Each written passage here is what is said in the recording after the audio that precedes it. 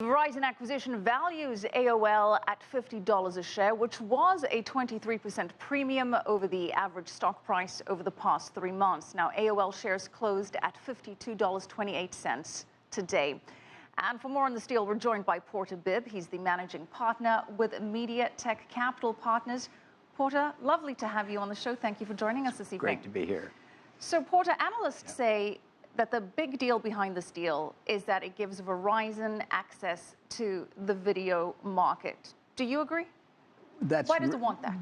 That's a half-truth. It does access video, but what they really want and what they're getting is programmatic advertising capability. Tim Armstrong at AOL has built AOL into a powerhouse in terms of computer-directed advertising, and this gives gives Verizon a second revenue stream. They get the fees that they charge you for being a cell phone subscriber, but they don't get a penny of the advertising. Now they will be able to reap not only advertising dollars from their own customers, but all cell phones. All right, so Verizon gets access to the video market, Right. access to this advertising Right. technology.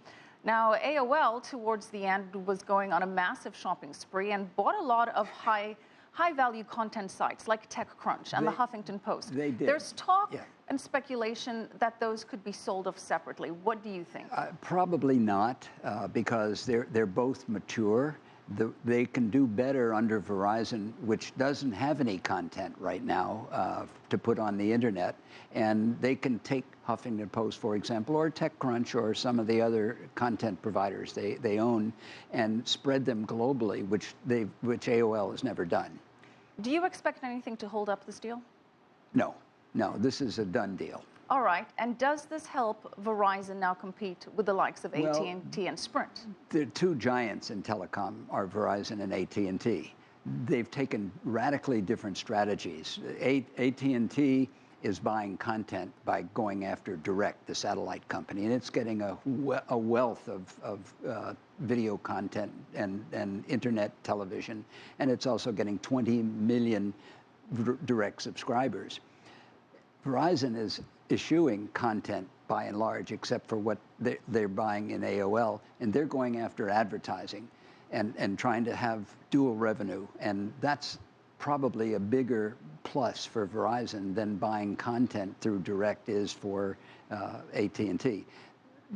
Verizon also gets 2 million, believe it or not, AOL subscribers who are still paying $20 a month on dial-up. Still internet access. Still people hearing that ubiquitous, very familiar 90s dial-up tone, which I'm glad we don't have to hear anymore. Right. But meanwhile, Porter, Google is coming in through the back door, spending a hefty amount on wireless internet. That's right.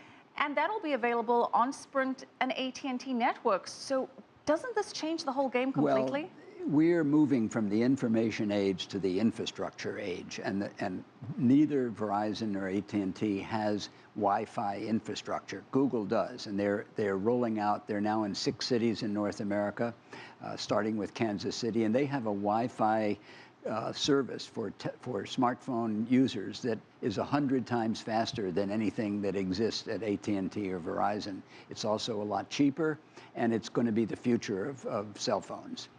So you could even say that these guys are a little bit behind the ball. They're way behind the ball, but they don't have any option. Google has content, it has advertising, and it has the technology. Well, interestingly enough, we have had a lot of M&A activity in this space. AT&T looking to buy DirecTV for $49 billion, and it looks like regulators may approve it. They're reviewing the deal.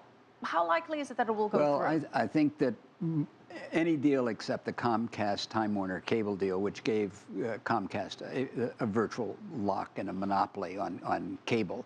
But cable is like telecom, Verizon and AT&T. It's an outdated technology. It's on a limited lifespan, and there's going to be consolidation, but we're all looking at the internet and digital, and it's all going to be wireless, and it's Wi-Fi that's going to be the infrastructure that carries the day. All right, we're going to have to leave it there. Always a pleasure. Porter Bibb Managing Partner with Medisa Tech Capital.